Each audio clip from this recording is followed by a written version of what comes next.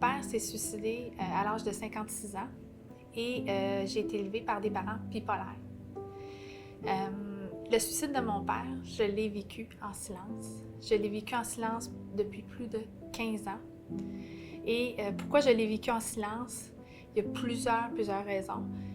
La première, c'était extrêmement douloureux pour moi d'apprendre que ton père s'est suicidé. Quelqu'un que tu aimes, quelqu'un que tu admires. C'était très difficile à accepter.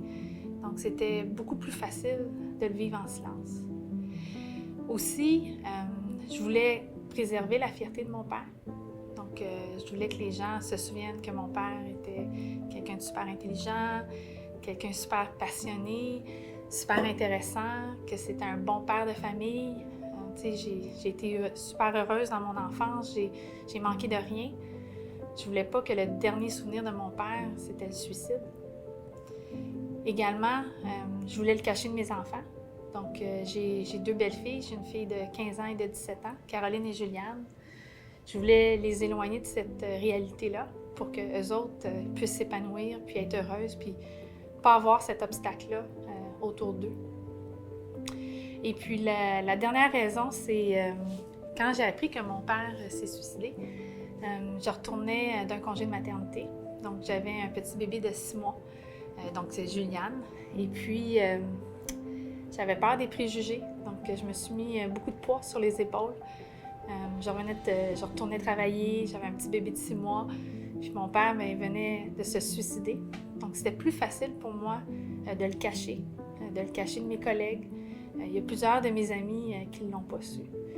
Puis d'ailleurs, les funérailles de mon père, on l'a fait de manière très limitée. Il y avait peu de personnes qui étaient présentes. Alors, vous comprendrez pourquoi aujourd'hui je suis ici. C'est pour enlever les tabous. Puis quand j'ai accepté la coprésidence, j'ai aussi accepté de l'avouer à mes enfants, donc de l'annoncer à mes 2 filles. Et puis mon mari, il était évidemment en accord avec ça. Et puis j'ai voulu le faire parce que je me suis dit que si eux autres, ils ont des signes, qui ont des symptômes de maladie mentale, que j'étais là pour eux autres, que j'étais à leur écoute, puis qu'il y en avait des ressources. Puis le meilleur exemple que j'ai eu il y a 2 semaines, j'ai parlé de drogue avec ma fille. Puis j'ai dit, Caroline, j'ai dit, toi, est-ce que ça t'intéresse la drogue? Qu'est-ce que t'en penses? Puis elle m'a dit, maman, elle dit, moi, là, elle dit, j'ai plus de risques de schizophrénie, alors j'en prendrai pas de drogue. Alors vous comprendrez que l'ouverture, puis d'avoir brisé le tabou, ça nous amène ailleurs. Aussi, quand j'ai décidé d'accepter la coprésidence, j'en ai parlé à ma mère. J'ai dit, maman, est-ce que ça te dérange que je dise que tu es bipolaire? Puis ma mère, elle dit, ça m'enlève un poids sur les épaules.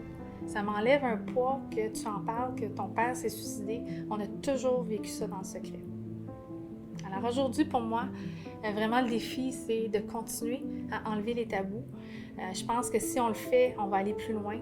On va allouer plus de ressources financières, plus d'écoute, plus d'encadrement pour les gens qui le vivent, que ce soit nos collègues de travail, nos amis, notre famille.